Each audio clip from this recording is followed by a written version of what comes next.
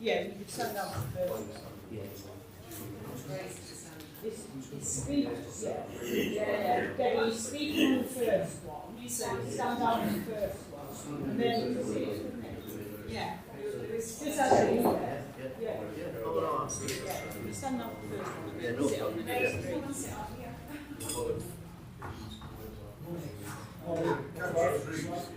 Yes. Well,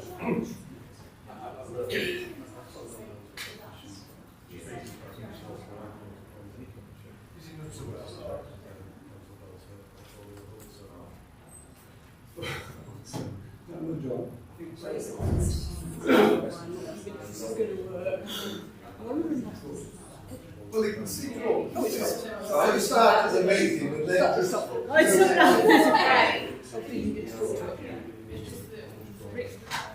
just has to move off the committee. Yeah.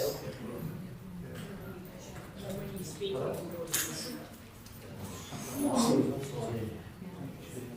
just realised John just said he's really secretary, so you might as well. He's speaking on the first item, so you might as well sit on the other three.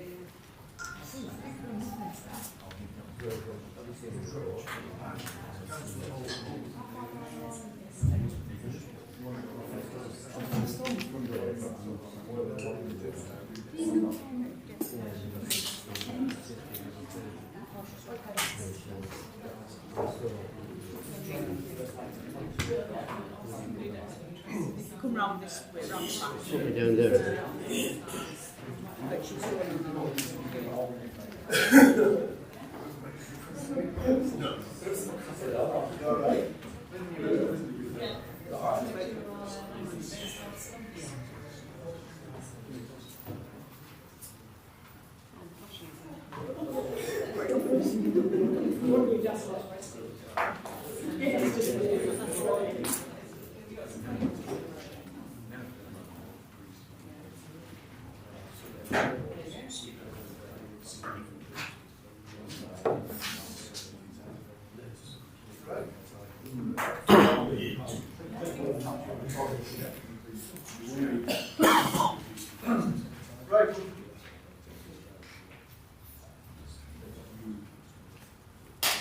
Good morning, ladies and gentlemen.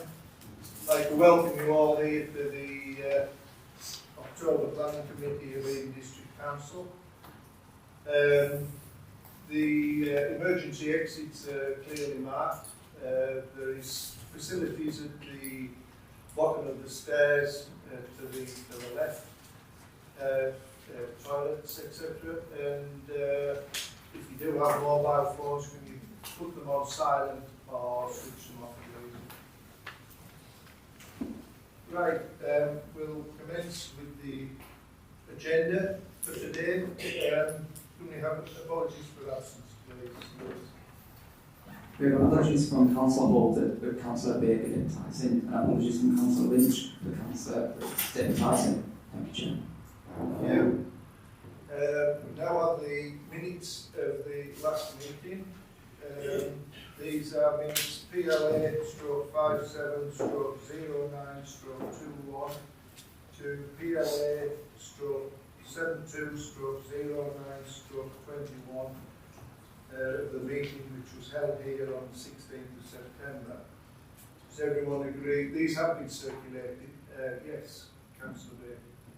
I'm happy to agree them, but with one correction. Under the deputies, I'm referred to as Barker. I'm very sensitive about that. But otherwise, I'm happy to propose. Right, thank you. So that's duly proposed. Is there a seconder? Thank you. All in favour? Thank you very much. We now move on to declarations of interest.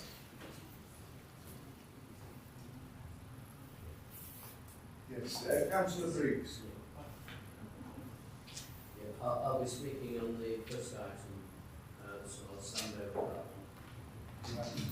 Thank you. I am also standing down for item 3 on green papers. This is in my ward, and I did the calling to bring it to the committee, and I've been lobbied on this one, so I shall be standing down from committee, and Councillor Weeks will be taking the meeting for that item.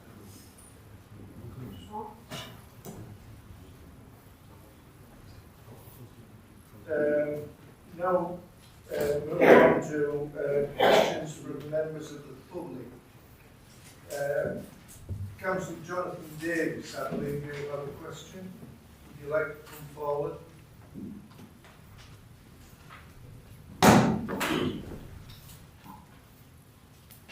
Thank you. Could the Chair please confirm how many planning applications submitted to Eden Council for consideration over the period since the current administration took over the running of Eden Council in May 2019 to October 2021 have failed to have planning decisions issued before the expiration of the statutory required period for decisions by Eden Council, and how many of those applications are still awaiting the decision to be made by the Council? Thank you very much for the question, Mr. Davies. We have reviewed our statistical return to the government over the period as requested, and our total of, out of a total of 1,506 applications received since May, 1,407 have had a planning decision made within the statutory period, including agreed extensions.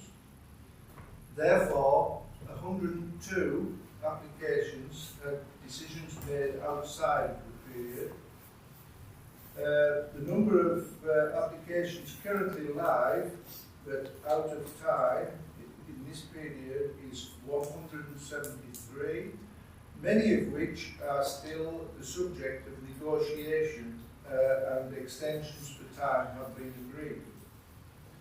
The Council's approach, where possible, is to work with applicants to find acceptable planning solutions rather than to recommend refusal for applications that have the potential to be made acceptable. This approach usually results in a need to work on planning applications for a longer period. In such circumstances, the council will negotiate an extension of time with applicants as a standard practice across all local planning authorities. Thank you. Supplementary question? Yes, indeed. Supplementary, based on those that the council hasn't negotiated an extension of applicants, what monetary cost does that put to the council in loss from planning application fees?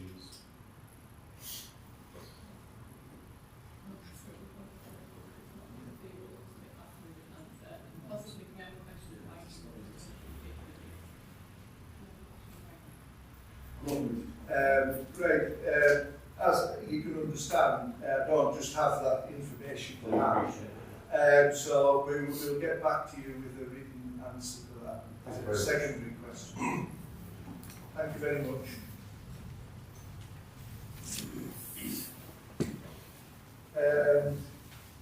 Are there any questions from members? No. Moving on then, the planning issues for today. Applications determined under delegated powers for the month of September. Nick, thank you.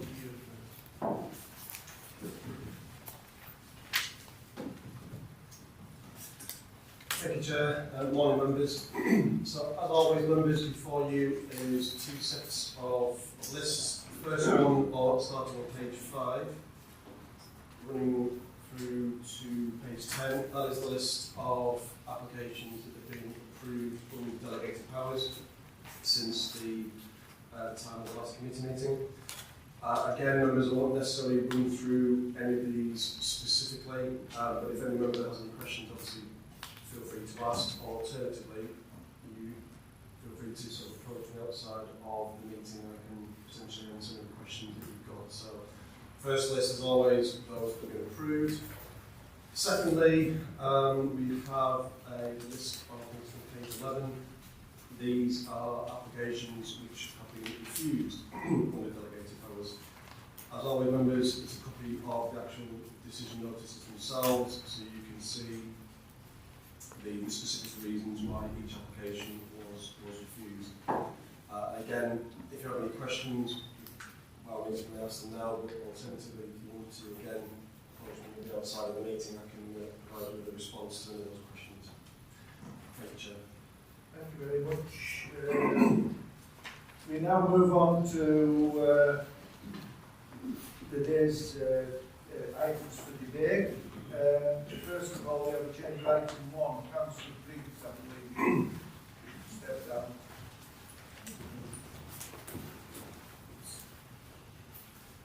We have planning application number 21/0585. This is in the parish of Melmaby. Full application, Greystone House, Melmaby. Thank you, Chair, and thank you, members. So, as correctly described by the Chair, agenda item 1 is application 21/0585, the Greystone House, Melby Stores. This is a full planning application for the change of use of the village store and tea room to a residential use. And this is a resubmission of application 20/0965. This application is before members. As the recommendation to approve is contrary to the views of the Parish Council. There are no amendments to the report before you, members, so if I may, I'll just go initially straight through to some slides just so you can familiarise yourself with the site, and I'll come back and just say a few words about the application afterwards. If I'm in the way of anybody, and I wouldn't be aware that the screen behind, do just shout up and I'll try and duck it down.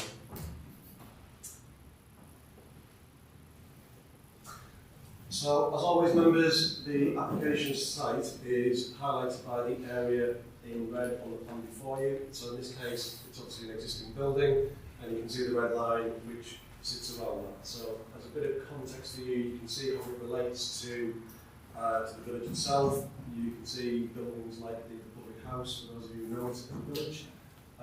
Just to the south, I assume some of you will already be familiar with the building, and some of you may have even been into it, but we'll come on on to a few slides that sort of show the building in more detail shortly. And again, just a little bit of context as to where the shop is in relation to the rest of the village, reasonably centrally located. The orange road is the main road, which, as you know, the southwest takes you to Penrith, and if you continue north, east out of it will take you up to Hartside and over towards Alston. So this is the building as it exists. Again, many of you probably will have seen it. So this is the shop. For reference numbers, obviously it's detailed in the report before you. It's not the entire building which is presently used as the shop. It's only the downstairs elements. Upstairs is already in a residential use by the applicant. And we'll come on to a few slides that shows that kind of relationship between the two. But this is the building itself. There was no external alterations proposed, and there's no internal alterations proposed, which again is clear. So it's just the principle of the change of use of the downstairs element to residential that we are considering.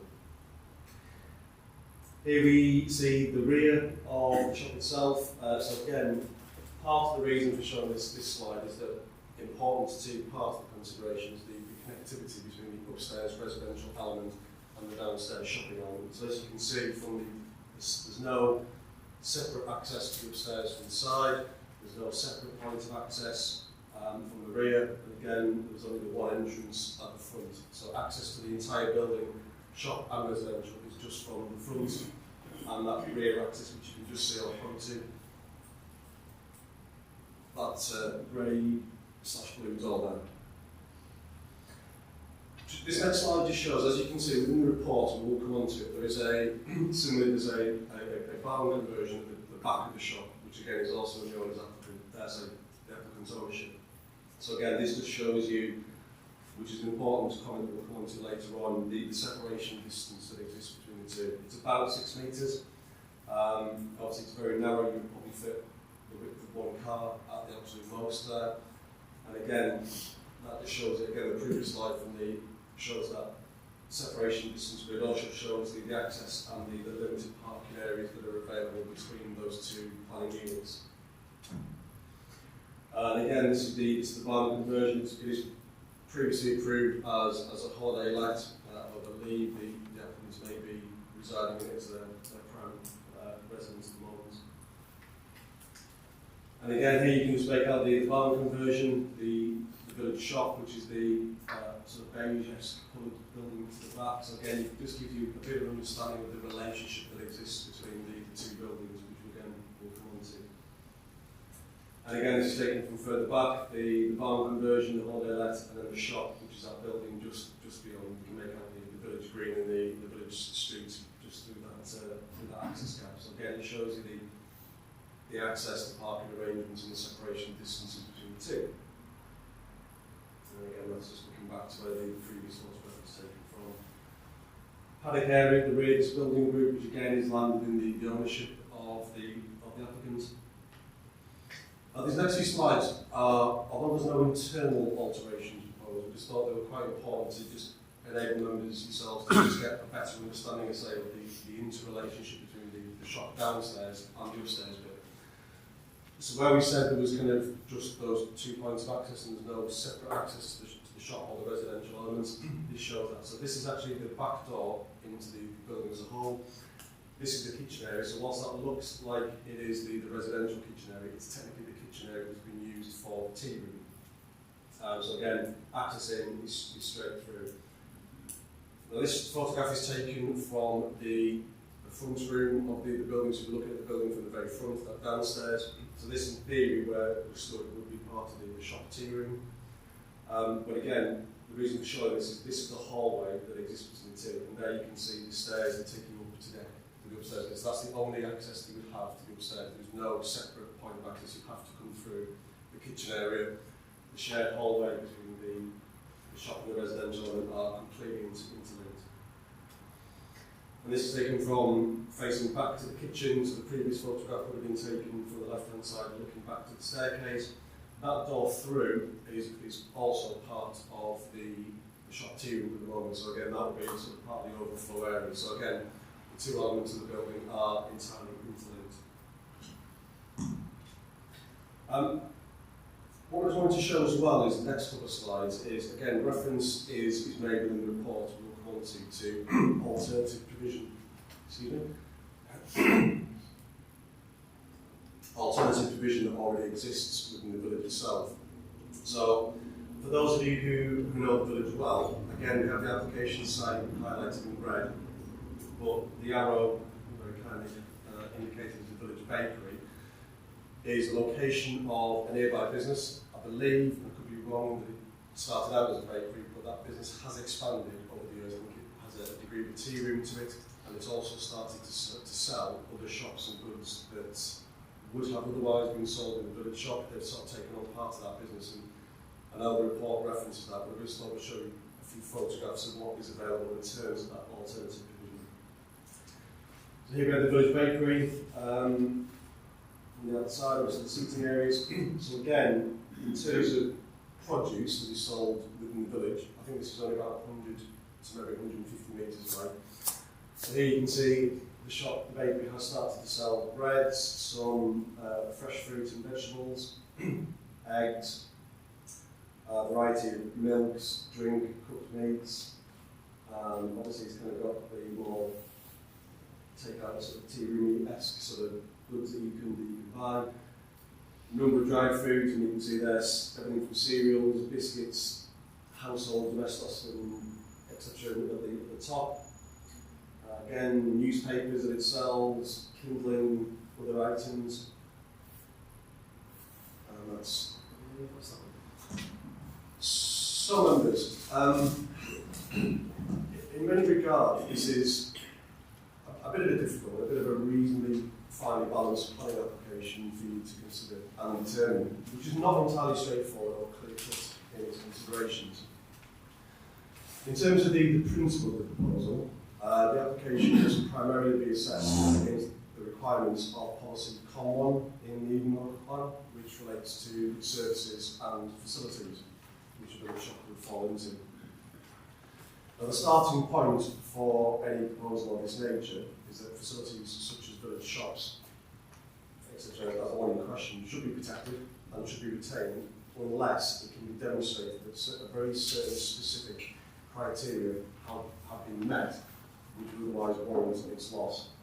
Now, this criteria includes: 1, there is no longer a need for the facility, or suitable and accessible alternatives exist. 2, that the business is no longer economically viable. And 3, that the site has been unsuccessfully marketed for sale in its current use. Now, obviously, the report goes into details, but I just want to run through some of the main points in this regard to get across.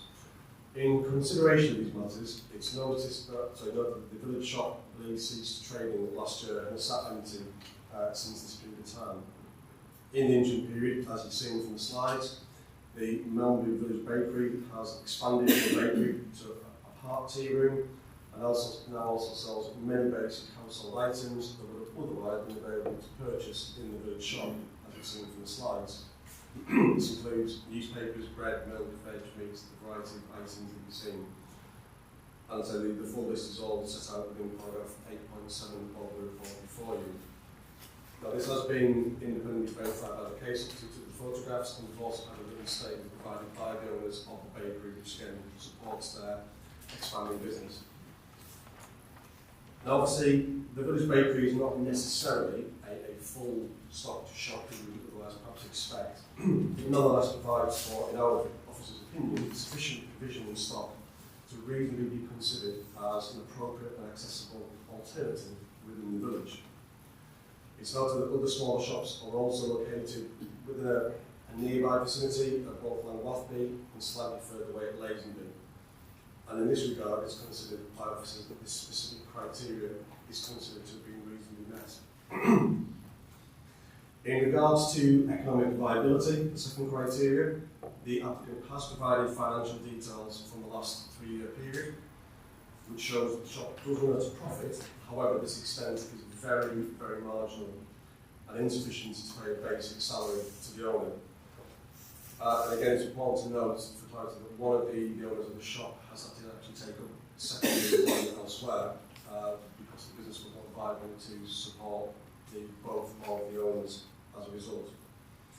and therefore it is considered reasonable to consider that the business as a going concern is no longer economically viable, and therefore, again, in officer's opinion, this second criteria is considered to be reasonably met. So finally, since the submission and withdrawal of the previous application, the applicant has marketed the property for a period of 6 months, during which time there has been no offers or interest made in purchasing this from them. On initial assessment, the valuation of the business does appear to be high, which might in some regards explain the lack of interest. And this is largely because the sales particulars includes the shop, the upstairs residential unit, as you've seen, for very reasonable reasons, but it also does include the barn conversion to the immediate rear, which you've seen from the photographs. Now, in most circumstances, this probably would not be considered to represent appropriate marketing of the business, and this is something that members should be mindful of in the determination of this application. However, in officer's opinion, specific circumstances do exist in this instance, which we consider to be acceptable. However, this is an important consideration for you to take into account. Firstly, due to the shop in the upstairs residential area essentially being one single planning unit, shared access, arrangements and services, they're both interconnected and entirely dependent upon each other, and as such it would not be considered reasonable for the residential unit and the shop to be marketed as two separate planning units, two separate businesses. Secondly, in regards to the barn conversion at the back, due to the close proximity to the building, which hopefully you've seen from the slides on the shop, the shared access arrangements that exist and the limited parking provision that exists around both, the operation of the shop separately to the barn would or could likely result in unacceptable amenity impacts for any future user, were that to be in a separate ownership. Furthermore, the shared parking and access arrangements would similarly result in amenity impacts and conflict over parking for matters such as access and deliveries to the shop, again if it was in a separate ownership from the barn conversion. As such, whilst the extent of the appropriateness of the marketing exercise could reasonably be considered to be finely balanced due to the site-specific considerations and the other elements of policy Common 1 having been met and considered, it is felt reasonable to conclude that the marketing criteria element of this policy has also been met. Overall, members, whilst it is always very disappointing, I think we'll probably all agree on that, to potentially lose a village shop and a valuable service, and it's certainly not something that the council wants to do and will always seek to prevent this.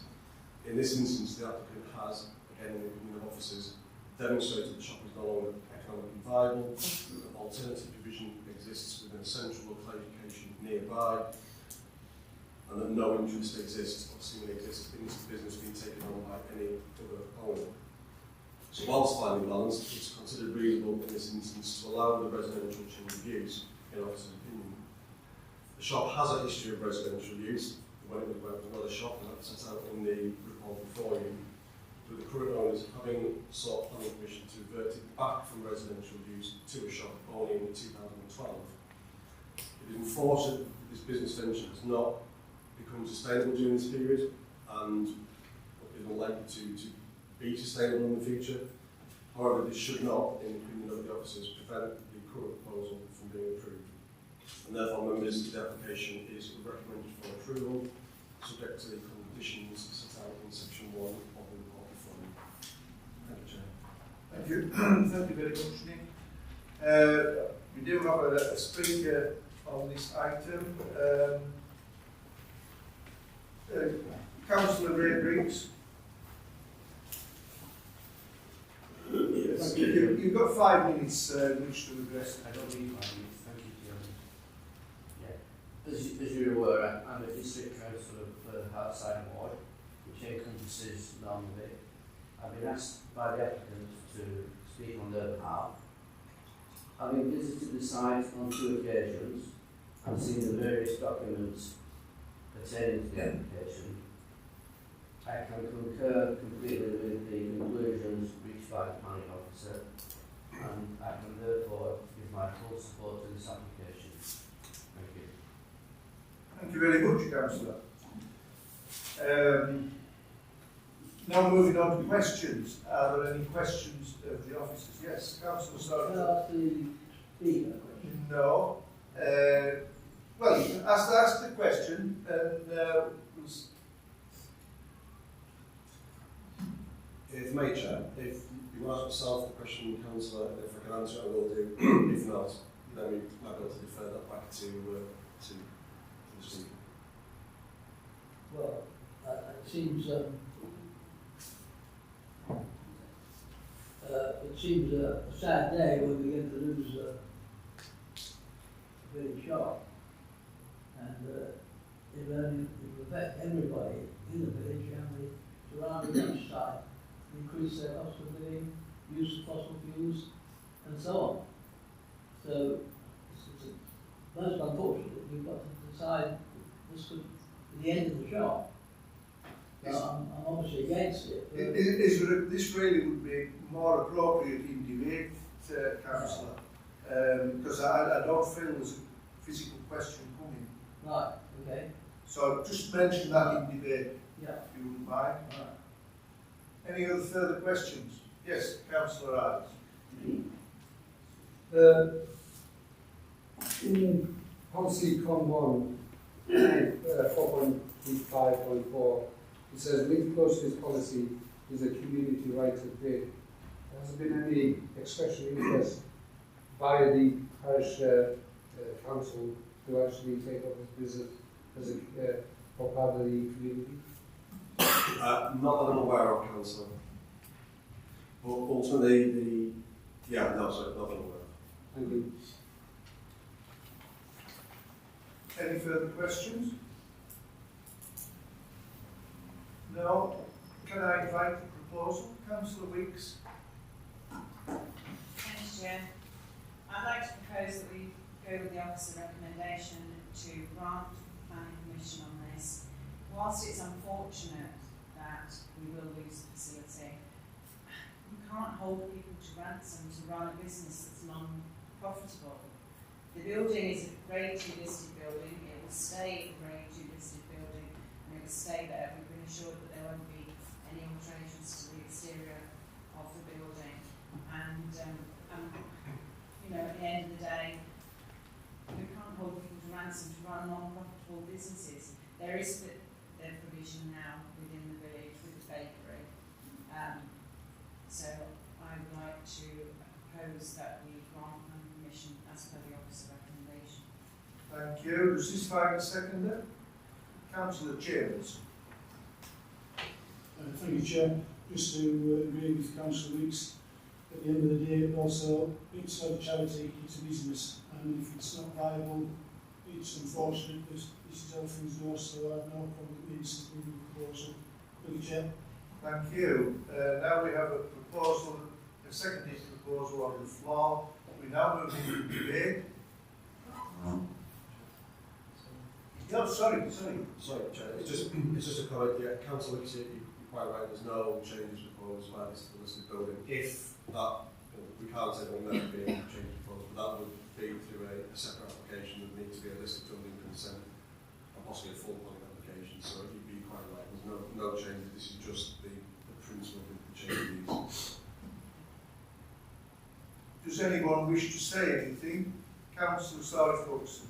Yes, well, as I was trying Councillor, can you switch your microphone? as I was trying to say before, so the electric rate of the town is connected, and something that we don't want to need to see village shops closing, and therefore reason for people to not live in the village, and the whole area will suffer, and the cost of living will go up for everybody else, and indirectly it could denude the surrounding countryside. So I'm against. I know you can't force someone to run a business, but I'd like to be assured that 100% opportunities to find an alternative proprietor has been made. Thank you very much. Should we all sort of agree with your sentiments? I'm going to say a question with that, Chair, but I think Councillor Hudson seeking some sort of assurances that an alternative proprietor being sort of sorting. All I can refer you back to, Councillor, is that the property of the business was marketed. Now, obviously, that marketing is not quite a straightforward one because it did include the apartment version of that. Usually it would just be the kind of shop. We do think in this instance there is a justification for that. I mean, you may not agree, but also that marketing exercise did take place, and the applicant has, through their agent and the estate agent that they use, should say, provided confirmation affidavits. There was no bids, there was no offers. I don't believe there was even anybody interested in terms of sort of turning up to even sort of look around the property since this application was refused and that marketing exercise took place. So that has taken place. The degree to which you think that marketing has been appropriate, I guess that is something to consider. Yeah, so you're reassuring all of us that every opportunity has been made to find alternative provider. Absolutely. All I can say is that there was a marketing, this property, I think it might still be on for sale. There has been a marketing exercise. The property has been for sale in reasonable sources. We wouldn't accept that somebody was sort of wrote a little handwritten notes on a post-it on the village notice board. It's been on the internet, it's been with an estate agent. The recognised methods that you would advertise any property for sale, that has taken place. There has been, according to the affidavit from the estate agent, no bids, no interest. Thank you. Councillor Ross. Now you can come on now. Thank you. Is that working? No, it isn't. This microphone is very old, it's just flashing at us. There's a light.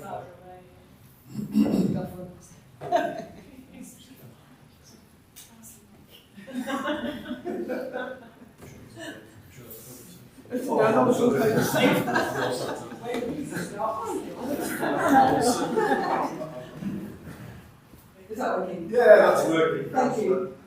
Like the other speakers, I obviously would mourn the loss of a local business and facility within the village, but I think it's important to acknowledge that there is the provision of a shopping opportunity within the village, the provision of goods, and that the gap that has been lost from the shop is being filled by the bakery. So there is that provision that could also fulfil the social hub requirements or need that has been identified by some of the objectives. So I feel it's not reasonable for us to impose on the owners the obligation to carry on in a market that's not viable when there is provision that it will be serving the local community. Thank you. Thank you. Any further comment? If not, this was proposed by Councillor Wicks, seconded by Councillor Chambers. I'd now like to move it to the vote. All those in favour?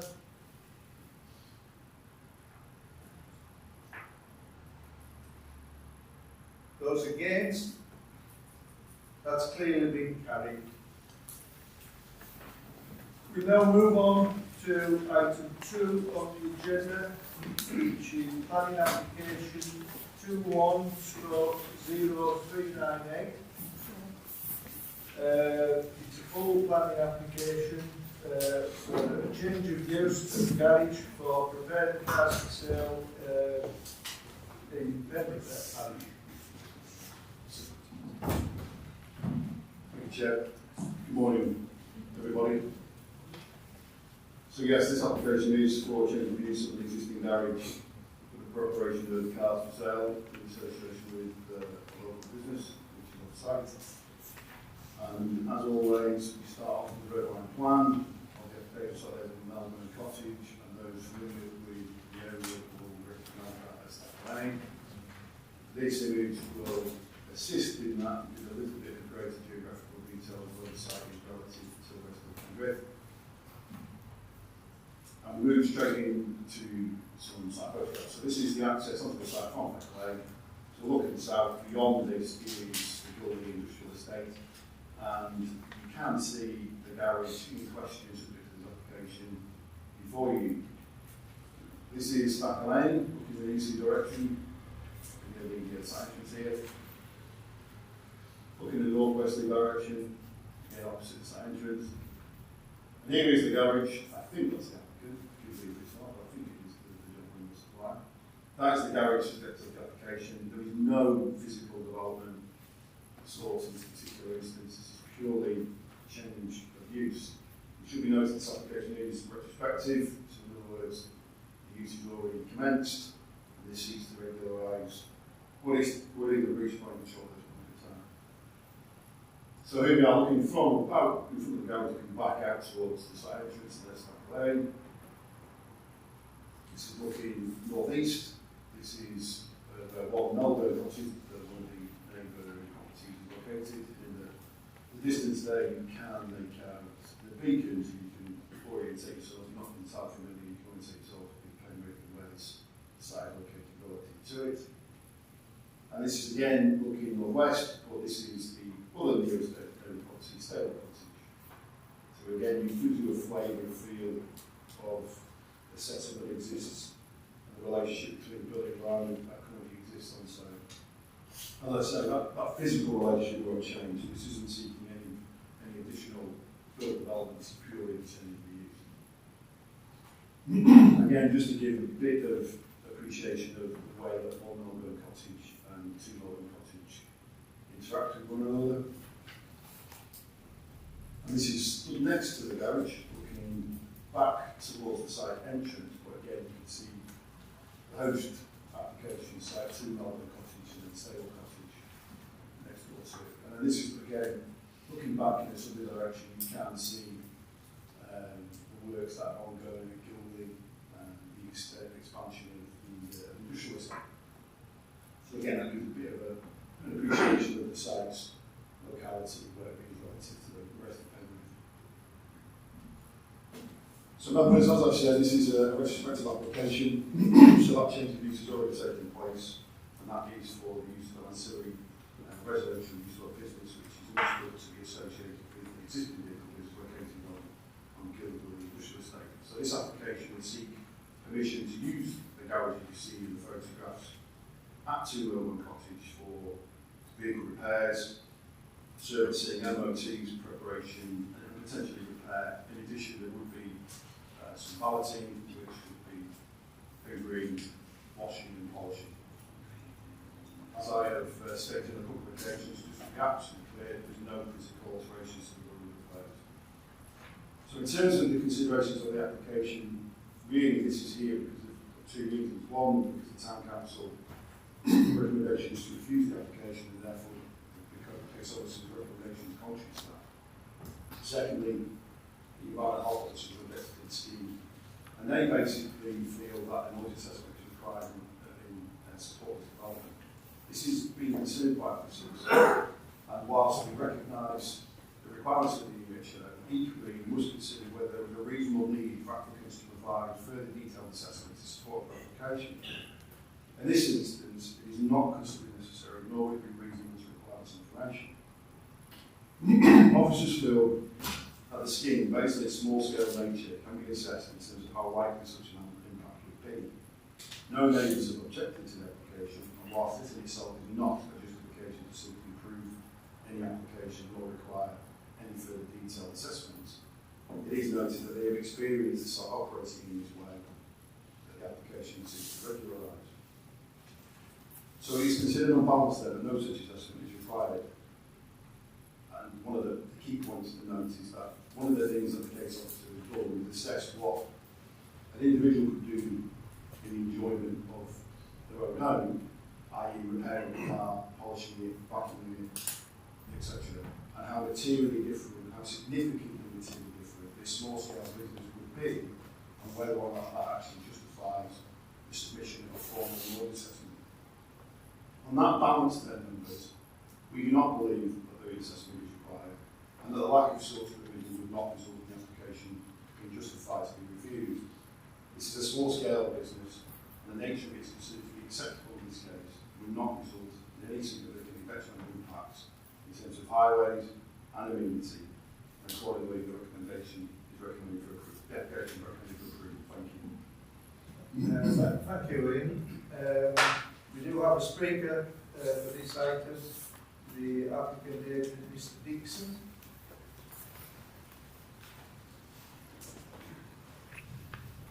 Thank you, Mr. Dixon. You have 5 minutes in which to address the committee.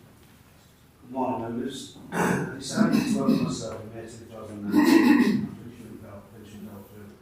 My existing garage was already the rear of my property for many years, and I've spent the water up back, so I thought it would be ideal to start a new business from there. It's the first time I've worked for myself. I've always been employed. I go to the Chamber of Commerce to ask advice on what to do with setting up a new business.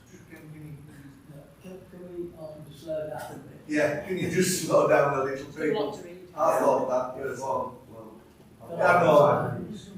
Yeah, I won't stop you dead on the fire. Carry on. We do need to hear what you say. Yeah, okay. So I wrote to the Chamber of Commerce to ask advice on what to do with setting up a new business and working from home. But I was told there was no funding in the evening. So I did the best I could with the knowledge I had. After being reported from working from home, I was told to submit an application for change of use in March 2020. I did this and it was rejected. I think the first application was a little vague, as I am an office at this, so I worked long and hard on my appeal to get across exactly what I was doing. I was told to display the elements on my property, date it, and I had 3 weeks to submit my appeal. I did this and dated the 16th of July. This gave me until the 6th of August to submit. It was submitted on the 4th of August, 2 days before the deadline, to be told it had already been refused on the 29th of July, well before the deadline. As you can imagine, this is very disappointing after all the work I put into it to read it. So I then had to start again. I went through it with a fine-tooth comb, covering every point on reasons for rejection from Penrith Town Council, highways, and environmental health. So I had high hopes to be able to continue to work. I was very disappointed to see none of the 3 people that had objected had taken the time to read my application. They all rejected on the same points as before. If they take the time to read it, the answers were there in front of them. Environmental health said they object because of the impact it might have on the neighbours. I have 12 letters of support and no objections from the neighbours. I actually repair their cars. They would also require a noise assessment. The noise assessment has just been carried out directly behind my garage by access builders with no problems. And after speaking to the planning officer, it was confirmed that was acceptable. It states I'm working outside of normal hours. I clearly state this is not the case. They've said I have a suitable building on Gilwilly Industrial Estate. There's no building, there's no water. My contract states there's no work to be carried out on site. It's a car park only, access to a small cabin to exchange documents on a car sale. Highways have said nothing is unchanged from the objection in the previous application. Increased use of the private track right away will endanger the public. For those of you that don't know that way, it is a fully tarmac road from Penrith to College, and has vehicle movements all the way from surrounding businesses.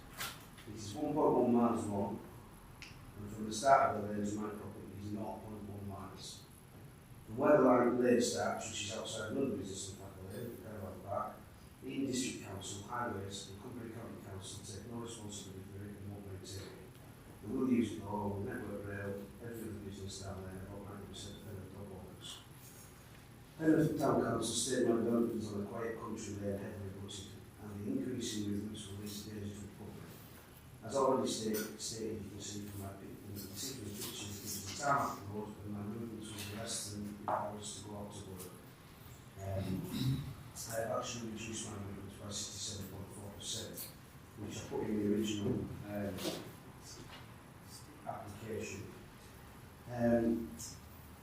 They also say that work can be carried out on the other site, which I've already just covered because I can't work there. And they mention reducing the which I've already covered as well. And they mention impact on the neighbours, which I feel support for. In August 2009, Matt Mills plans were passed at Fowler Site College, the Cumbria Caravans, storage and sales, plant storage and sales, and parking for haulage vehicles, including tarmac wagons and a very large workshop passed for service and repair. All these vehicles are about half a mile up the lane and have to come past my property to get there, which is the nearest town of day. The national horse driving champion George Baldwin and his brother Robert both use the lane frequently to access their businesses past my property. There are no limits to movements on the lane for any vehicle. I have had no objections from the public, and I have 12 letters of support from my neighbours and local businesses. I have agreed to work in 9 to 5 Monday to Friday. I'm not entirely happy with this, as plans that we passed for a swimming pool next to the garage, with working hours of 7 AM till 8 PM, 7 days a week. I also agreed to a 2-year plan, which isn't ideal, as I don't want to go through this again in 2 years of suitable premises having arise. Hopefully something will work out in the future. As I said in my application, there are a lot of small garages operating in and around Penrith in residential areas with no problems, and I'm the smallest one. I'm not trying to put out that from my back garden, and I'm not wanting any buildings. There is nothing to develop, I'm just one man trying to provide for my family and get on. As soon as the premises comes available, I'll do my best to secure it. I've tried to buy a couple of bottles of milk and more, but they have to come back. Thank you very much for your time, and welcome to support my application. Thank you very much. You were still within time. Yeah. Thank you.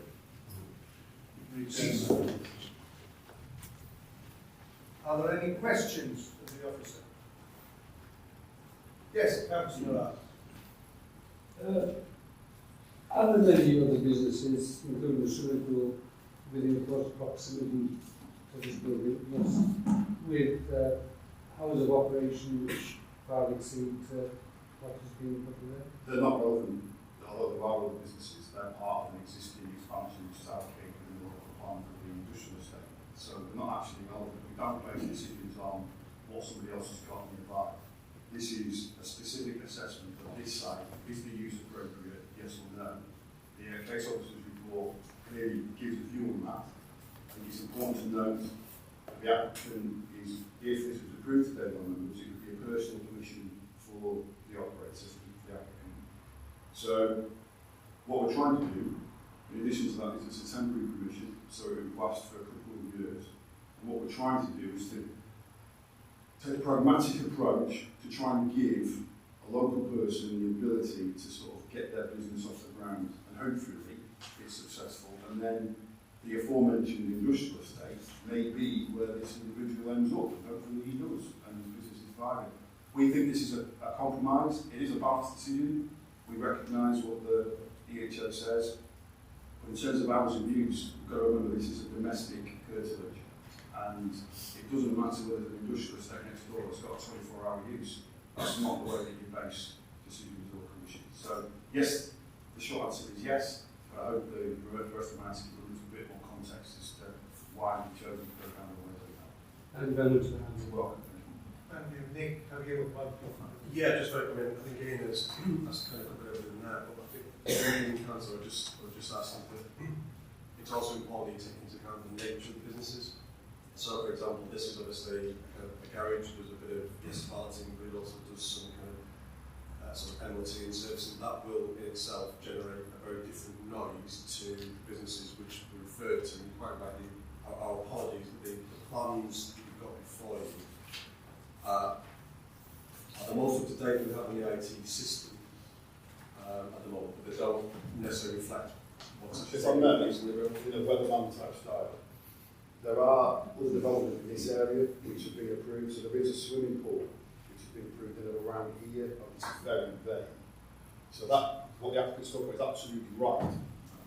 But what we wouldn't do is base, oh well, okay, they've got a use at the time to such and such. We would then say, well, okay, that's acceptable in the domestic curtilage. It just doesn't work that way. So there is a swimming pool. Actually, the swimming pool office both came before this planning committee. I think back in, I'll say February, March. From memory, Nick, it's on the end of an office block. Yeah, but I think it's just to be clear that the noise associated with a swimming pool use and an office block will be very different to noise generated with a sort of a garage that's doing kind of mechanics and works on cars. I think I understand where you're kind of coming from. The businesses do have different times, but I think it's important we focus on they're not exactly comparable businesses in terms of the noise. Plus, the locality is very different. They are looking up far away, so from some of the 30-35 metres. This garage, as you can see, is right within the sort of curve of those properties. So I think that's just, you're very right to mention it, Council, but I think it's just being clear on the differences between those two reports. Can I have a second question? You can do. Just clarify, is the road rutted or is it tarmac? It's definitely tarmac, so I can show you. I don't know the state of the whole road because I'm not been up there. In fact, very quickly, there's an image of it, all the way northwest direction. And that's another. I think there's an element of it which Potential to that, because I think visited the site not for this application but for back in February, March for the swimming pools. It is it's got a hard surfacing all the way along. There are parts of it which I have to say you wouldn't want to drive very fast on that. But I think when the town council is referring to ruts, I think there'll be potholes as one of the accurate description. There are some bits where the surfacing is not brilliant, but ultimately it is surface all the way along. It's just like I say, you would drive very slowly unless you wanted to damage your car. If I may not got to be clear, but there are elements of the A6 which have got potholes. And I'd say that I've been some roads in Penrith, so You're probably looking at the better surface element, I think, in terms of its condition. thank you. Describes most of our country roads, I'm afraid. And town roads. Well, Councillor Ross. Thank you. Thank you for your answer to the last question regarding the proposed restrictions because it's a domestic curtilage. I'm just interested because we've dealt with cases before, and notably one that came to us I think 3 times regarding a live-work unit that involved a catering business where the business was in a domestic curtilage, and we obviously discussed it at length, the hours and conditions on that, but they were substantially longer hours that were agreed, and I'm just wondering whether it's the fact that it was a live-work unit that made any material difference, or if there was something to do with the businesses concerned that are affecting this recommendation. Yeah, I mean, I think as I previously stated to Council, I think it's really important that we don't get into this position where we base decisions now on an application point of is now based upon what we agreed elsewhere on another site. And the reason is because the assessment is based upon this site. You don't base, if you take that logic, and what you would do is say, well, we've allowed some businesses to operate 24 hours a day, so therefore we'll let them all do that. That's clearly, plainly nonsensical. So what we do is make an assessment. The business that you're talking about is not actually relevant to the determination, just for clarity. They have very specific business needs that required them to cater late into the evening. So they wanted a broader church in terms of their hours of operation. Now, we did have some concerns about that, and in addition, the scale of what they wanted, which was effectively a new build, a new house, which was very substantial, and a very large work unit, the scale of that business was not comparable to what this application, in my view, is proposing. This is actually just utilising an existing domestic garage. It's not the same, although I can understand the train of thought, but hopefully you can appreciate my answer. So, yes, we may have allowed, through quite a lot of debate, as you rightly point out, it came back to committee 2 or 3 times, so there was quite a lot to and fro on that, and the applicant wasn't entirely happy about the control he wanted to impose on it, which I think this committee was right to do. What I do feel, in this instance, the hours of operation are appropriate for the domestic curtilage. If you want to have a longer period of working hours, then my view is utilise industrial sites, which that's the whole purpose of them, is for industrial type businesses and uses. What we're trying to do here is take a pragmatic approach and say, okay, we can have a mixed use, we can give this business a leg up, hopefully it's really successful for the gentleman. It's a temporary permission, it's personal, and we've got some hours of restriction on it, because we do have neighbours that live right next door. You've seen the photographs. We're trying to achieve a balance here. We think this is the appropriate compromise and balance, but ultimately the decision is yours as a committee. But hopefully that gives a little bit of clarity. Thank you. Thank you. Any further questions? Can I invite the proposal? Yes, Councillor Ives. Yeah, I'd like to support this application and improve. I think the explanation that the applicant has given has addressed certainly the bulk of the objections that have been set out in the report. And I think it's only right that we give local businesses a chance to set up and to hopefully to thrive in the future. So I'm very happy to support this application and with the recommendation. Thank you, Councillor Ives. Do we have? Yes, Councillor Weeks. I'm happy to second Councillor Ives' proposal. Looking at the papers, the response from the Town Council, which is the primary reason that I understand that we are here and discussing this at committee, I feel that have been addressed interest, it's saying about increasing the danger to the public using the public right of way. Well, anyone that stood in front of a team full of horses would tell you that 4 horses coming at you is probably more dangerous than a car coming slowly around the corner. There's also, they say there's no strong economic case for the application and the work can be carried out at the main business premises. We've heard that that's not possible. And the increase in vehicle movements about the effect on neighbouring properties, I think is completely negated by the letters of support received with regards to this application, with 12 letters of support. So I would be very happy to second Councillor House's proposal to grant the Planning Commission as noted. Thank you, Councillor Wicks. We now move into debate. Councillor Eyes. I'd just like to say that it was good to hear the applicant. He came here, he spoke very convincingly about his business, his future, and also the amount of work he's put in to address the concerns that have been set down repeatedly, in fact. And I thought it was very, very useful to the committee to hear the applicant. I'm grateful that you came along today. Thank you. Any further comments, debate? Councillor Chambers. Thank you, Chair. Yeah, no problem in supporting this application at all.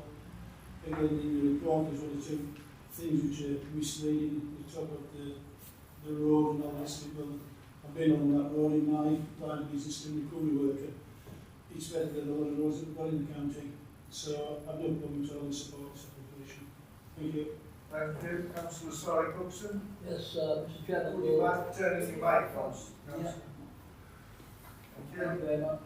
When I came in this morning, I was going to recommend refusal, but having heard the previous speakers, I'm now in agreement with them, and will recommend it go forward. Thank you. Any further comments? If not, it's been moved and seconded for approval. All those in favour? That was unanimous. So, application 21/0398 has been approved. We now move on to item 3, which I'm going to stand down for this item, and Councillor Weeks is going to take the chair.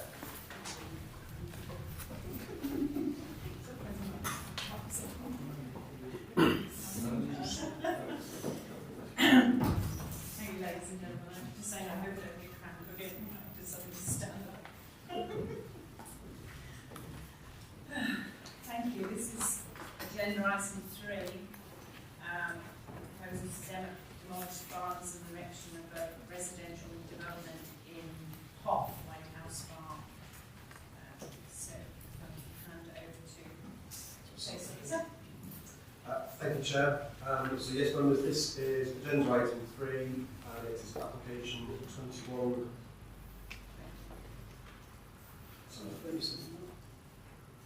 Sorry, 200387. Sorry, my apologies. This is the full application for the demolition of existing barns and the erection of 3 market residential dwellings in its place on land at the White House Farm, Hoff.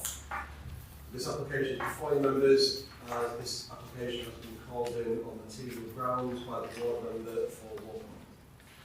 There have been no amendments to the report just before you, so again, as with item 1, I should just go through a few slides just to familiarise yourselves with the site, and then I can say a few words afterwards. And again, if I'm in anybody's way to questions. So members, as always, the application site again is the area of land highlighted in red. Obviously it's a slightly more unusual shape of line boundary for this one by virtue of the nature of the site. But what you can see is you can see the barns and the buildings in ashen or grey, shall we say, within the red line, which would be demolished as part of the proposal, and the housing will be constructed through the site. This just gives you, for those of you who don't know Hoff, this is just a little bit of context as to, we should not think it's highly ideal, but sort of roughly whereabouts Hoff is. And you can see that there's just a small cluster of dwellings. This is the proposed site plan. My apologies, it's not entirely necessarily clear on the slide, but it sort of shows how the three properties will be set out if this application was to be approved. So that's sort of broadly the massing and layout that will be developed in that instance. Existing elevation plans, we have got some photographs to show you of the barns themselves, but again, it's just a terrace row of reasonably traditional barn structures, which they will be demolished, and in its place would be the proposed plans as you can see. So here we have reasonably traditional-ish sort of appearance. Again, you can see the elevations, you can see the window fenestration, the use of materials, all which is within the report before you. Northwest elevations, obviously the use of more render as opposed to kind of stone finish, but again, still maintaining that sort of relatively symmetrical, broadly traditional appearance, shall we say. Gable end.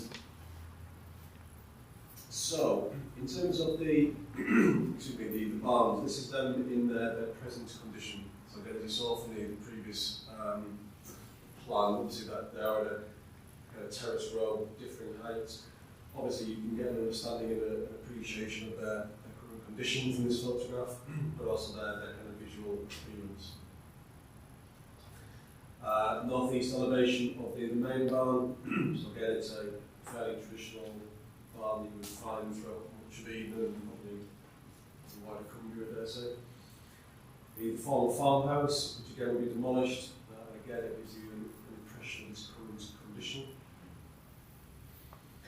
Barn lean-to from the entrance, which again will be demolished. So again, you can see its fairly traditional appearance. It's stone built, very much in keeping with the kind of character of the Hoff as a small cluster of buildings, but also the kind of broadly the wider area. New inn and barn to be removed, as you can see. This is from the rear elevation of the barn range that we demolished. Again, just gives you an indication of its current appearance and condition. Back elevation of new inn and barn to be removed. That's the slides that we have. So members, the application site is located within the small cluster of dwellings known as Hoff. Now, within policy LS1 of the local plan, this cluster of dwellings actually falls below the minimum thresholds and criteria to warrant designation as a smaller village and hamlet, meaning that the site is actually designated as other rural areas. Now, in such locations, housing development is generally not supported. However, it can be where there's a very specific criteria are met as an exception to policy. I must stress it is an exception to policy. That being the reuse of traditional buildings, the provision of affordable housing, or where proposals accord with any other policies within the local plan. So in consideration of this application, members, against that specific criteria, the proposal would involve the demolition of the buildings as you've seen, and the construction of 3 new dwellings in its place. This proposal cannot be considered to be the reuse of a traditional building for that reason. There is no conversion at all proposed, and therefore the first exceptional criteria is not met. In regards to the proposed housing, the applicant is not proposing affordable housing, as would otherwise be required through this policy. Instead, this would be the creation of 3 market houses being constructed. Now, the applicant has, as you can see from the report, cited reasons of high development costs for this decision. However, this is not, in the opinion of officers, relevant to consideration of the determination of that application. Our policy is very clear. It should be affordable housing, or what we would accept is some market housing to offset the affordable, and this proposes no affordables at all. And as such, we failed to meet with the affordable housing criteria. As another rural area, the site is not considered to be in a sustainable location. It sits toward the bottom of the settlement hierarchy for that very reason. The site benefits from no sustainable access arrangements or connectivity to any settlement. The site would provide no discernible benefits to the local community, as it would not be affordable housing or subject to any local occupancy restrictions. The site would rely entirely upon the use of car for all future residents to go about their day-to-day living. And just to be clear, I think there may be a pub in Hoff, if I'm not mistaken, but there's no shops, no school, no other services or facilities. In the officer's opinion, the applicant has provided limited justification to support this proposal, beyond an opinion this would support the local community. However, no evidence exists to suggest this would genuinely be the case.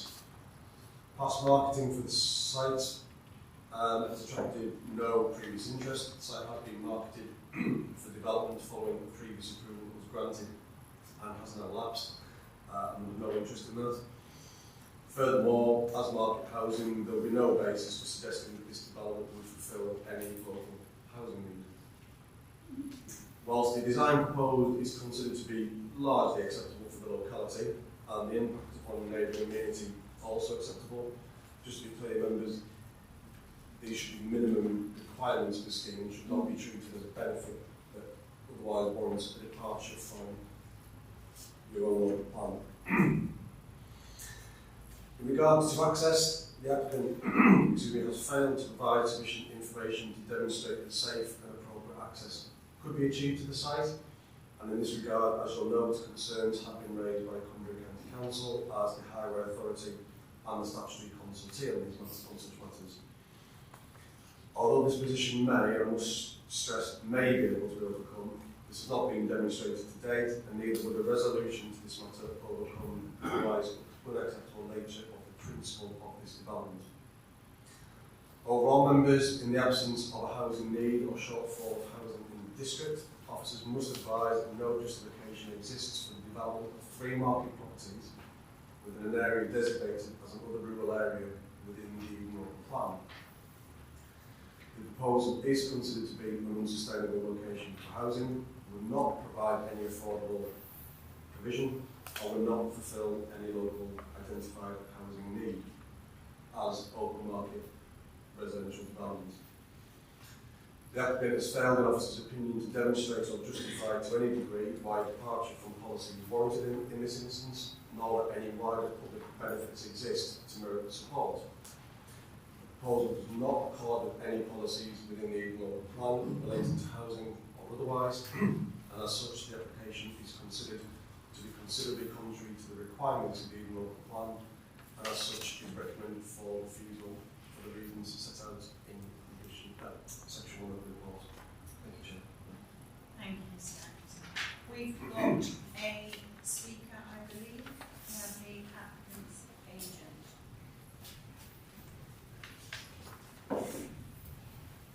Yeah, good morning. Can everyone hear that? Yeah, right, okay. White Ox Farm. This was originally a small farm, but it hasn't been used for some time. It's not in great condition. Only a bank barn and the original farm house, which was very big. And a buyer remained together with a small Dutch farm leaving behind public house and remained. Prior approval was granted in 2017. And the property was put up for sale then, and the revaluation is still for sale. But there was little interest from the developers. And one of the developers was interested, subsequently pulled out, said he'd be much more interested if the barns were to be demolished and we put in a new build. Subsequently did that with the application. He pointed out it's a question of risk, financial risk, converting old buildings, and he didn't see that there was a profit in it. And of course, there will be profits in the building. I want to speak about Hoff. Hoff is a small village, despite not being included in the local plan. Apparently, it doesn't have sufficient houses. I think it's because of its 10 and it has 9. But it does have a public house, and it does actually have a bus service. It's only 1.5 miles an hour. And they plan to say it's in an unsustainable location, but it's only 1.5 miles an hour. It's well in the range of an electric bike. You can easily walk as well. Let's point out that also Borrells is within the local plan as a village. Really, Hoff is only an outshot of Borrells. It's only a few hundred yards further up the road, slightly to the side. But I'm sure 100 yards or so. In which case, the housing would have been supported. But oddly enough, Borrells is now a club. The impact on Hoff. The report does refer to the visual impact of deterioration in the former farmstead, and it should be a major consideration in determining its application. The range of buildings are slowly deteriorating, and the impact of this can clearly be seen, especially when approaching Hoff and Appleby, where it dominates the view of the village. If left underdeveloped, or undeveloped, the properties will lie off for generations to come. Sure, it's better to develop and improve this community than to leave it in such an unkept state. Affordable housing would have been accepted, as the planning officer pointed out, under the local plan, and this was considered. But we felt that was an impediment to the developer and wouldn't have led to it being developed any further. The proposals for three small cottages, they're approximately 100 square metres each, are affordable by their nature, in that they're in a terrace form, small seat size, and would, when marketed, be at the lower end of the property values around this locality. They would certainly attract the interest of first-time buyers. The other reason for refusal is bad survey. Well, we've actually got a bad survey, but sadly, due to this oversight, it was probably a result of the lockdown that it wasn't submitted and it wasn't updated in time. But we did do a bad survey for the RQ, consent for conversion. So we do have that. There are bats around. And we have white crevices in both slate and stonework. And we can still do that if it's approved today and it's developed. Similarly with highways, highways did approve the conversion, so I don't see why they're objecting to the three new buildings exactly the same. So we use with both applications. You have 30 seconds, Mr. All right. In conclusion, we appreciate that the proposal does not fit neatly into the aims and aspirations of the local plan. We feel it should be considered as an exception, bearing in mind the range. It has already had approval for conversion. As previously stated, to abandon this would blight the village for generations. And we ask members, as there's been no objections to it by anyone, to be positive and support this proposal. Up to 5 minutes. Thank you, Mr. Thank you.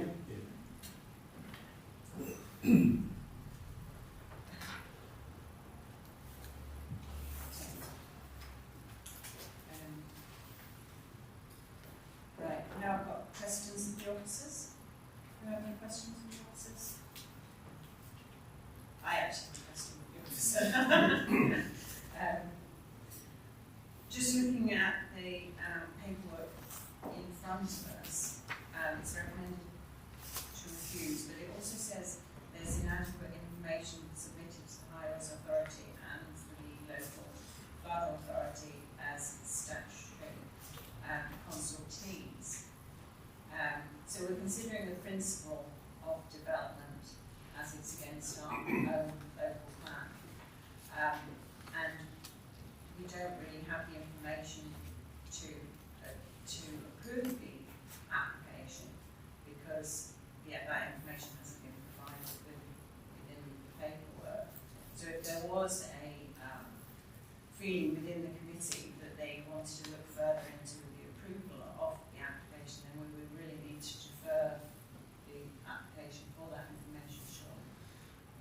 Thank you, Chair. You make some good points there. Essentially, the information that is outstanding relates to highways and drainage, so in that regard, it's kind of those other material sort of considerations. First and foremost, we don't believe that the principle is acceptable. We think the principle is contrary to the local plan, which is the first and most important test that you would apply to any application. The reason why we haven't necessarily pushed the agent for that additional information is that even if that was submitted, and it was in the speech, even if that was to come back and say appropriate access could be achieved, appropriate drainage could be achieved, that still wouldn't fundamentally overcome the fact that principally this is not an acceptable development. So my advice on this would be, I think for yourselves, first and foremost, your first consideration is, do you think this is an appropriate development principally? Officers, we don't believe it is. You've got the report before you. If you agree with the officer's recommendation, then I think you have enough information there to determine it as a refusal. If, however, you disagree, you've heard from Mr. Long, the agent, if you think the principle of this development is acceptable, I would probably then remind you to agree with you. So what I would suggest is that it may be in your interest to consider deferring it perhaps at that stage, subject to those other matters being approved, resolved in terms of the access and drainage. But I think first and foremost, you have enough to improve in our view to determine it. It rests on the principle of development, and we don't believe that it does. But if you disagree with our recommendation, you're entitled to arrive at a completely different view. If you agree with the recommendation that highways information is largely relevant to the considerations, if you think it's acceptable, then yes, it will be important information for you to know before you determine. And just a second one, looking at the papers, the traditional farm buildings that are proposed for demolition are considered to be heritage assets of local architectural and historic significance. That's the view of our County Council Historic Environment Officer, is that right? Yes, I believe so. I don't believe that they are listed, so they don't have that kind of extra level of protection, but yeah, that view is obviously being disclosed. I mean, I'll go back just for clarity. You can see the photographs of the barns and structures. But I think that's probably the best one that shows it all in. So obviously, they are traditional. I think the agent's quite right. They have sat probably vacant now for probably quite some time, I think it's fair to say. But they are of a, I think certainly a very traditional appearance, but I think Hoff generally is kind of that. I think it's the other side. The other side, if you can look at those. So that's the frontage, north-east elevation. That's the north-east elevation of the main barn, former farmhouse, which was referred to, and we've got the barn in the into. So, can I just add something? That's why we accepted the change of use to the private approval, because we want to retain that historic character. That's the provision in the plan to allow that. That's why we have that scope, because we want to try and retain and reuse these really good buildings for something else if we can.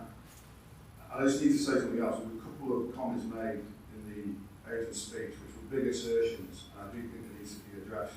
One is that if this was an affordable housing scheme, it's not a guarantee that we would recommend approval, because the location still needs to be considered whether it's where we would want affordable people to go. Generally, I can't say this, don't quote me on this, but generally the housing team don't look particularly favourably on locations such as this. They normally want them in towns, which is why the locational strategy in the hierarchy exists. And secondly, if this was an application a few yards down the road in Portland, it doesn't mean that it would be acceptable either, because of the other tests. Would the site be a modest infill rounded off? Would it comply with the SPD, which augments the locational strategy in terms of where we want houses and the numbers? Because I think 3 is actually excessive what the SPD recommends. That's not something you have to literally, you must be bound by. You can go beyond that. So don't be assumed that if this was somewhere else it would be okay, because it's not. We have to base it on what it is. We've accepted this into converted buildings. That wasn't implemented. That isn't anybody's fault in this room, but it's just the fact of the situation we're in. We are happy to see these reused because we think they're worthy of retention, but we don't agree with their mock demolition to then put through the houses.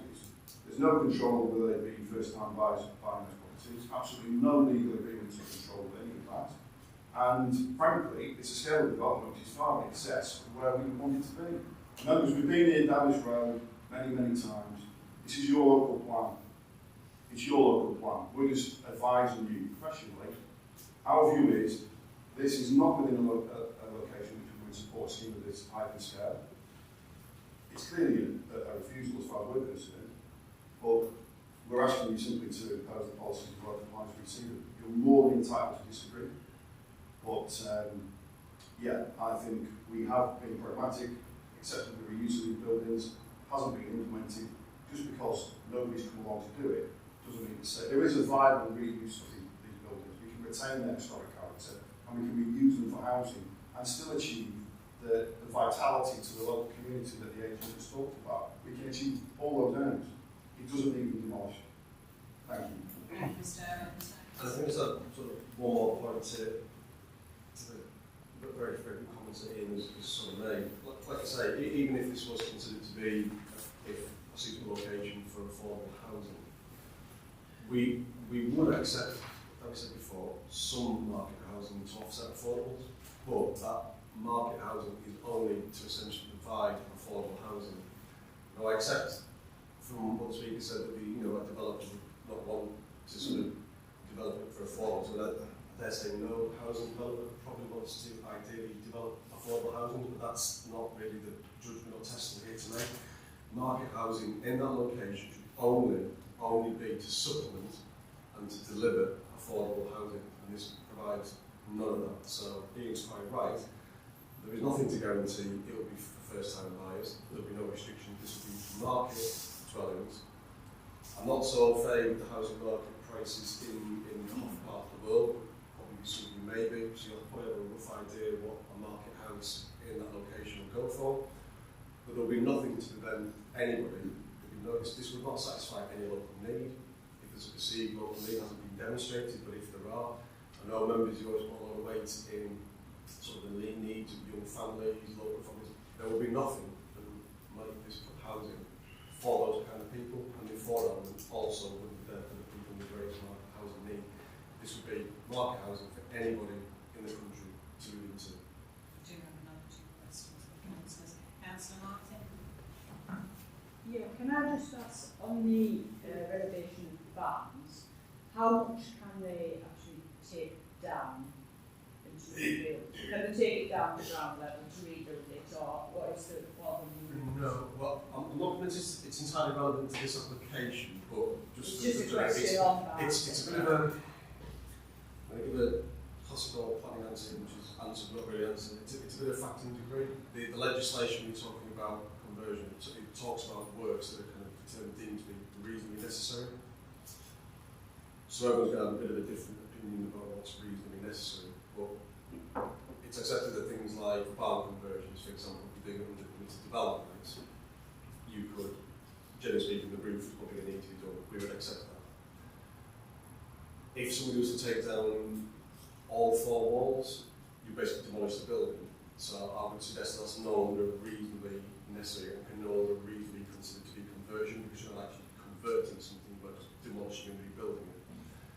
So we do always have to take a bit of a judgment call on that, and I don't necessarily have a definite answer for you. If somebody needed to do some work to take down maybe one of the walls and the roof, the rest of the building structure remain the same, then arguably that would be reasonably necessary.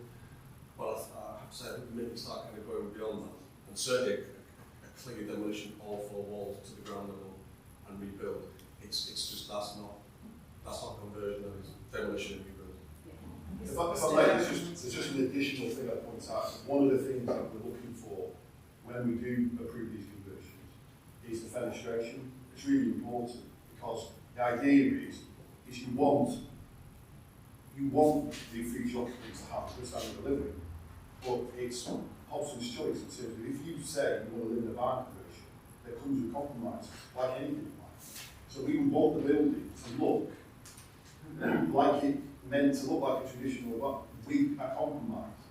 So what we wouldn't want is it to look like a traditional house, just with the stones, in other words, putting along the windows, brand new. We want it to look those slits, for example, they're traditional. And I've seen Graham come up with schemes to convert that, which are, which are very, very good, which do that. In this instance, I think Nick is right. I have to say, although there's an element of pragmatism in the assessment of this, if you are knocking the building down, you're not converting it, because you're knocking it down. So I think just going on to that, the key of the wording of the policy, that wouldn't just be open to any kind of buildings and things, saying it's not open to just any old barn. So if you've got a tin steel barn structure, that doesn't get support. It's about traditional buildings. Yeah. So the reason for the traditional wording is, that as Ian said, you do kind of retain predominantly, you get to new lease life, and yes, there'll be some changes to it. But keeping character. It still retains that kind of enlarge that agricultural period. we take a really pragmatic approach when we deal with these things. We really do, I anyway. But at the same time, there are things that go too far, and we will say, no, we can accept something maybe else, which is why we take time sometimes to negotiate outcomes. Because we're trying to get something that works. But I think just to be clear, this is full demolition and rebuild. So just wanted to know. So we're not considering that, we're considering just get rid of them and start again. Councillor Ross, I believe you have a question. Thank you. Yeah, I want to go back to Councillor Wick's original line of questioning. I do realise we want to focus on the principles of whether this is a suitable place for this development, but I'm just interested because we obviously have inadequate information from the highways and the Lead Flood Authority, and also the lack of the ecological survey. I'm just interested in this application's been in for over a year, and presumably there's been a fair bit of negotiation backwards and forwards. So, I'm just wondering whether that information hadn't been requested, or whether it been wrong. What the process was that we've got to this point where we're trying to determine something with these gaps in our information. If I may answer, you're not being asked to determine an application with gaps. If we felt that the ecological survey, to ask an applicant or member of the public to undertake a formal assessment, we shouldn't just ask for it willy-nilly, because that comes with time, it comes with cost, it comes with a lot of implications.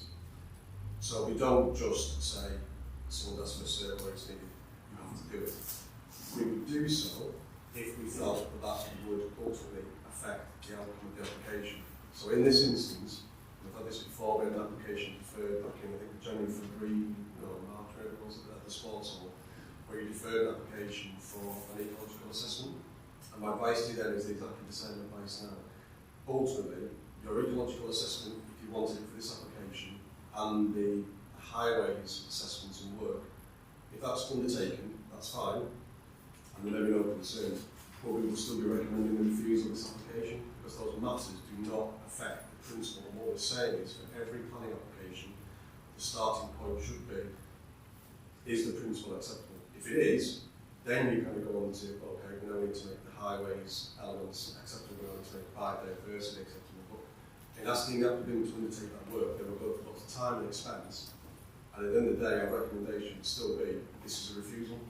So, hence my point at the start is, for yourself members, the first question you need to be clear on is, do you think principally, in accordance with our local plan, our housing SPD, all various documents that are important to us, do you think that the development of 3 market houses in another rural area principally is acceptable? And if your answer to that is no, the ecology side of things doesn't really matter, because you should only really refuse this application. If you think you've heard from the agent and you think they'll take away your difference of opinion to officers, and you think the principle is acceptable, then I think it would be reasonable and not to just approve it, or to actually then maybe defer it, and we'll have a direction to go to the agent, go, right, undertake these surveys, it's now in your interests to go through the costs and expense, because it's not wasted time and money, because that now determines the best application. But in an officer's opinion, those assessments would make no difference to the recommendation, or should make no difference to the outcome of that application. So it would be wrong to make them go through that expense and time for something that wouldn't change our views. Can I just quickly add something just an addition, perhaps just to give some clarity?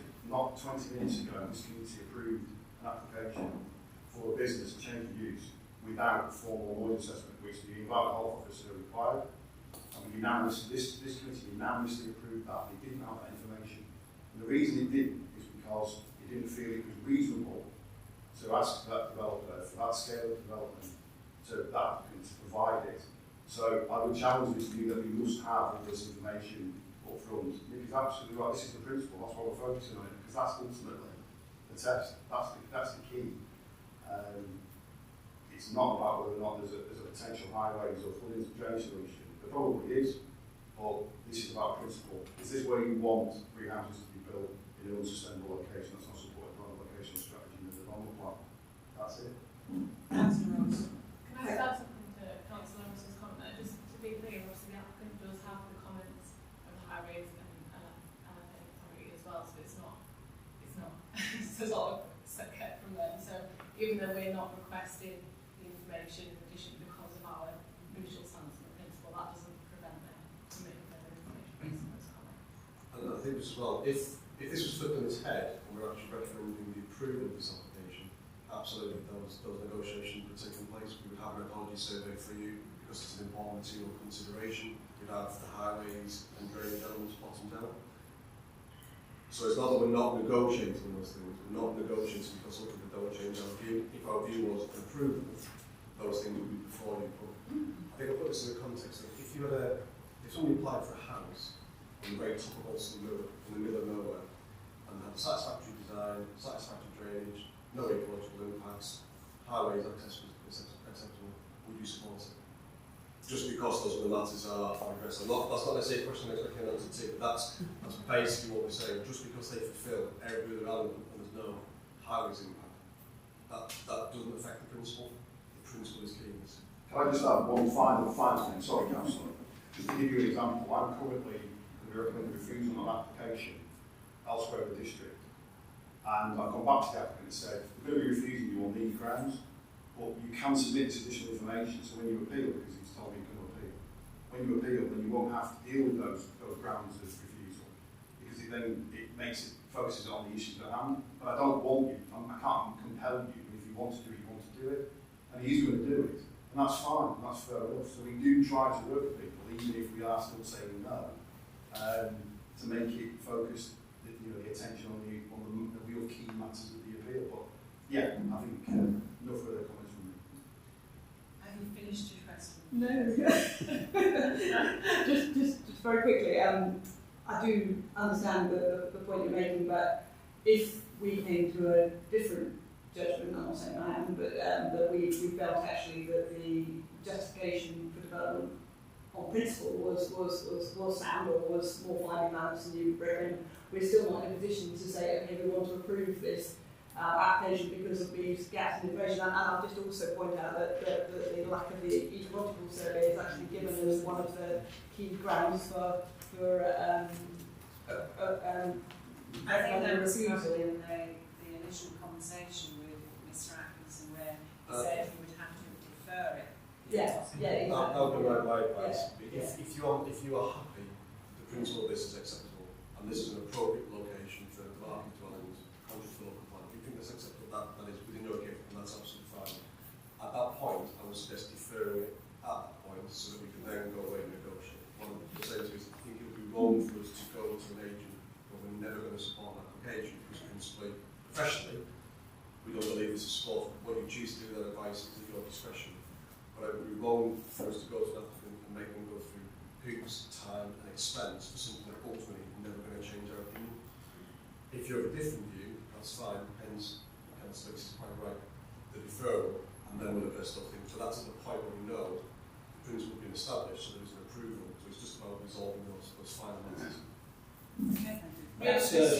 Really quickly, just on that point, possibly the highways and drainage, if someone was minded to go the way it dealt with by a condition for the ecology or not. Councillor Cookson, well, to me, the officer's recommendation is not clear.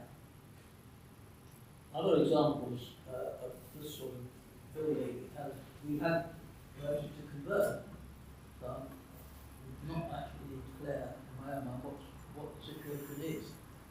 If we do demolish them, I feel it would be contrary to LS1, ENV1 and HS3. Bonds of historic and architectural interest are increasingly rare examples and is contrary to EMB 10. There's a question like that. Was there a question, Councillor Cookson, or was that? I just...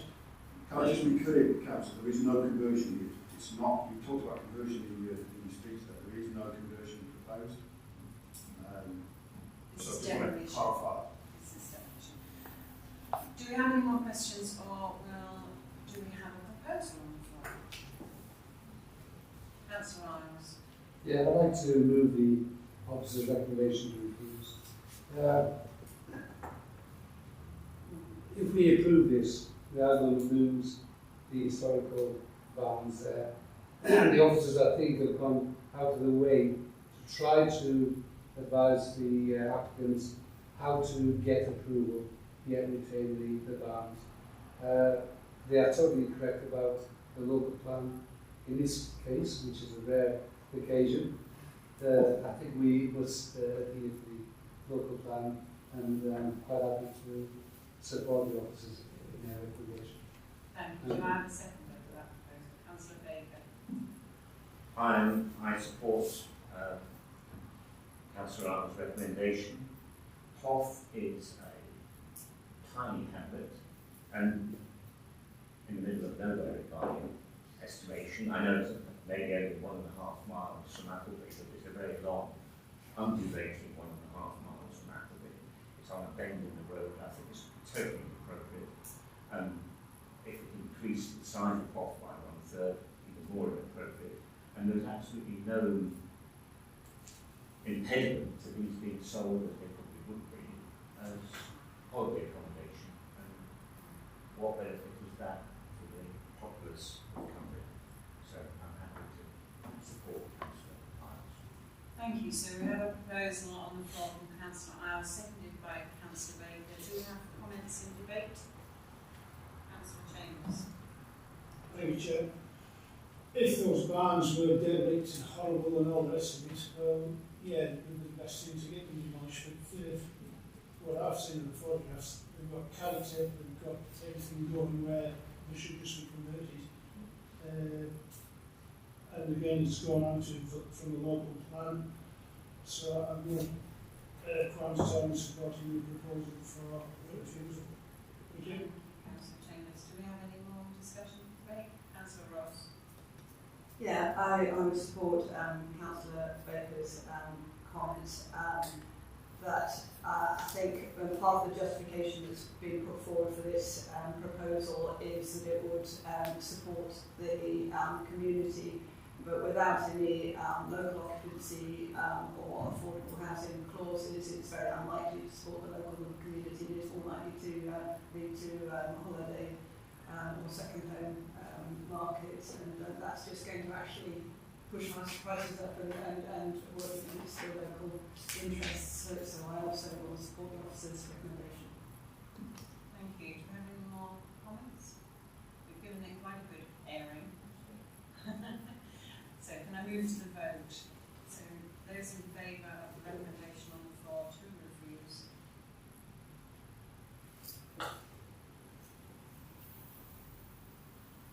And those against? That's application 20/0387 is refused. And I can hand the chair back to Councillor Ross.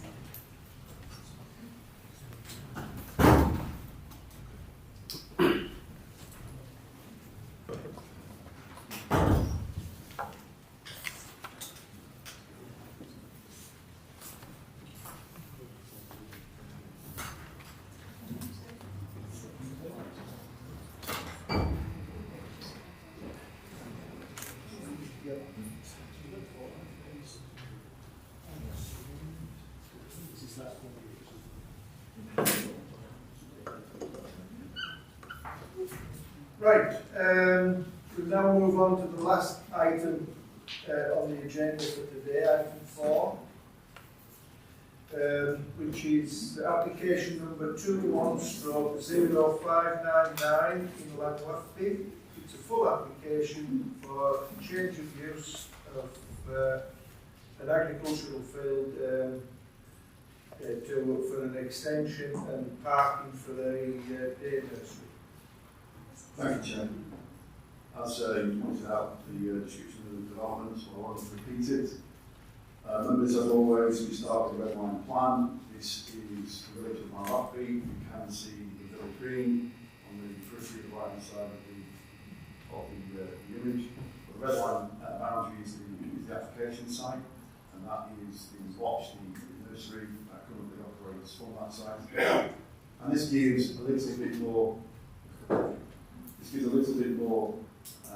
Context. So there's the bridge over the river, which I'm sure many of you are aware of from the A686, and there, as we pointed out, helpfully is the Untitled Village Green, just to give a little bit of context to the locality, so you know where this site is. Chair.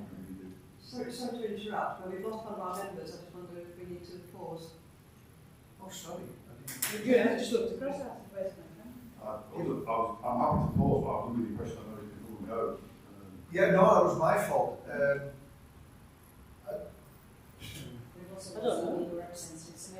Just a few minutes, at least. Yes. They'll be back in the No problem at all. Does anyone else want a brief break? If I may. Right, now's your chance. Sorry about that. No.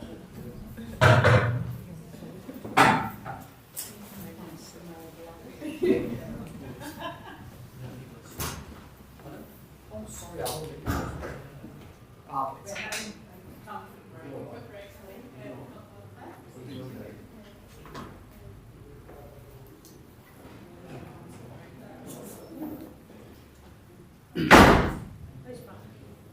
Who knows?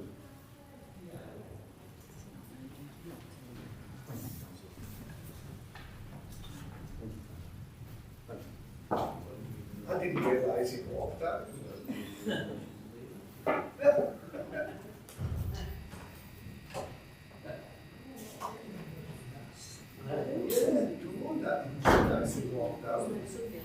I stopped the meeting because you'd walked out. Well, so I'd like to talk. We've broken for a comfort break now because we couldn't continue without a member present. Excuse me, have you got your supplementary question? I've not got it written down, I can email it. To the solicitor. Thanks for that. You just say, you are just ask for a comfort break. And then everyone's take like as they've done that. You'd be doing everyone a favour. You'd be doing everyone a favour.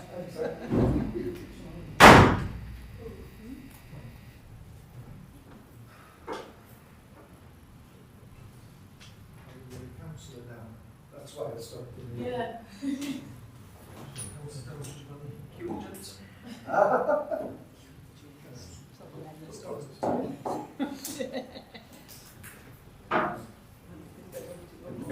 Well, I know. I'm having to pace myself on the coffee. You want to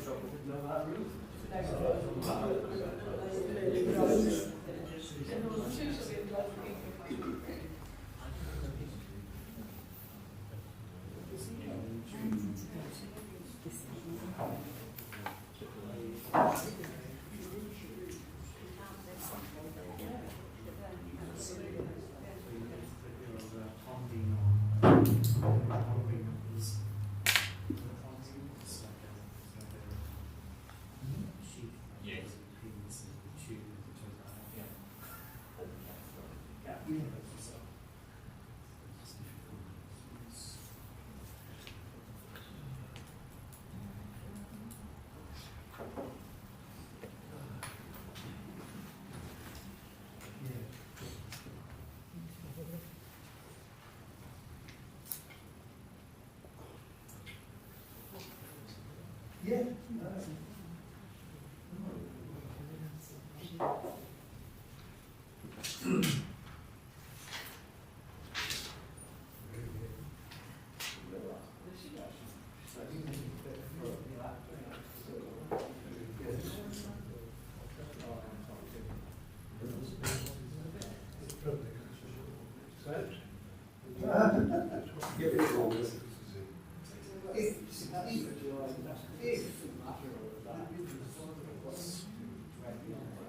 Yeah, this is really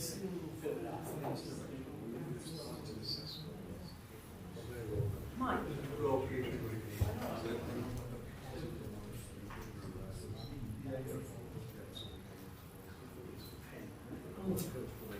Good example.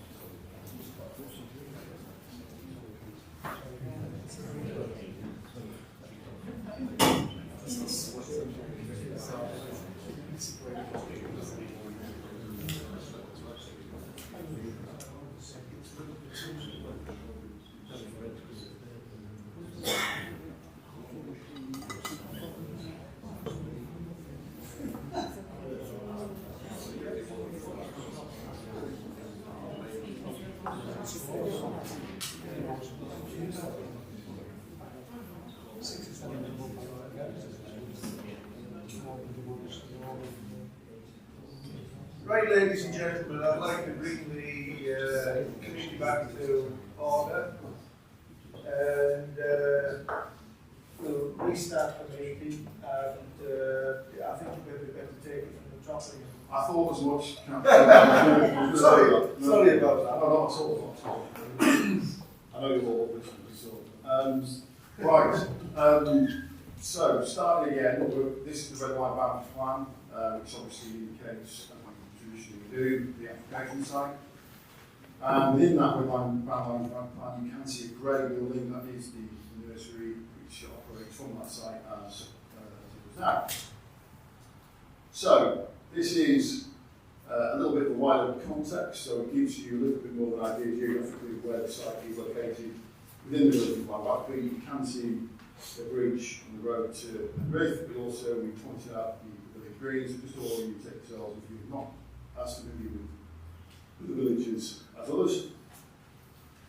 And this plan sort of gives an indication of what the applicant is proposing in association with the development as applied for. So the blue line, that shows the existing route into the day nursery through Hall Farm. That is intended to be retained for staff and service deliveries, that sort of thing. The green route is a route which is proposed to go through Maypole Gardens, which is a residential development which is being built next door to the application site. And to the northeast of the nursery building, there is a proposed drop-off area which forms the change of use application. That's where parents would park up, take the children into the nursery and then collect them at the end of the day or to the point of the day that they get collected. So the blue line for staff and deliveries, the green line for customers essentially. And again, like the village green, one staff, the village hall is pointed out, and that just again gives you a bit of orientation as to what the applicant is seeking to do relative to the locality of the area. So a little bit more detail on the proposed layout. The application has sort of got two main points, one additional little extra bit, which is the first is the extension, which is located to the bottom of the image, but to the west of the nursery, which would be 2 floors and would obviously increase the amount amount of capacity that and usable space that the nursery has. And then the area to the east of the existing nursery, which is the drop-off point, and you can see that in terms of the formation of car parking spaces. In addition, what have been called raised tables, or when I was growing up, called sleeping policemen, are proposed to be introduced in order to provide some form of traffic calming. You can see again the green route to the sort of top of the image, or to the west of the nursery. That's the access route proposed. There would also be continuous footpath connections to ensure that some of the people attending the nursery can walk, and so therefore they would have the ability to continue to do that, whereas the other areas would be created for car parking spaces. And then the blue line, that's the existing 3-room full farm, and that would be for staff parking and service deliveries. So this is the existing ground floor flat layout, so you can see the way that the place is currently split up. Note the area in sort of brown and beige. When I magically give you the proposed ground floor layout, which is not quite yet. So that's the first layout. So that's the first floor layout, which is the 3 years plus. So you can see that there's a bigger area for those. But it does cater for the 0 to 2 year olds, the 2 to 3 year olds, the cheeky chicks, and then the Lampkins preschool, which is upstairs. And then the elevations that currently exist. So this is just simply the way that the building looks as drawn by the architect. And then yes, there's the browny beige area, and then magically we've got an extension proposed on the western elevation. This would be the ground floor again for the 3 years plus. That would be the preschool, the toy store, various cloakrooms, WCs, and then the first floor, which would be with a balcony and again further space for the preschool, the 3 years plus children, again with WCs, cloakrooms, and most importantly of all, ample toy storage. So the proposed elevations, so if we look at the top image, that gives the southwest elevation as proposed. So you can see the 2-storey extension as proposed. It's in a more buffy, ready type colour. You can sort of see that there. That's the proposed 2-storey extension. Looking at it from the northeast, so looking at it, it would peek out from beyond the existing ridge line on the existing nursery, and that would be what you would see from Maple Gardens. So you'd only see the roof of that extension from that angle. And then when you look at it from the north, you would be able to see the balcony proposed, which is the bottom left image, and in the bottom right, the southeast elevation, which would be viewed from Ball Farm, which is the way that effectively that would be the view the staff would get as they were driving into work. And then we have some artistic impressions, just to give members a flavour of that's the balcony, so the image on the right side of the top is the proposed extension. You can see where the balcony and the glazed areas would work. A little bit further around to the west here, again you can see the proposed extension on the right hand side. And then some more views of the application site. This is looking at it if you go from Ball Farm, so where the staff would be parking, effectively that's what they would see. And this is the view from Maple Gardens. You can see the extension poking above the bridge line on the left hand side of the top image. But here, most importantly, some photographs of the application site. So this is the existing building, and the proposed extension would be constructed round about where the sort of tab with the words within it say. So that's where it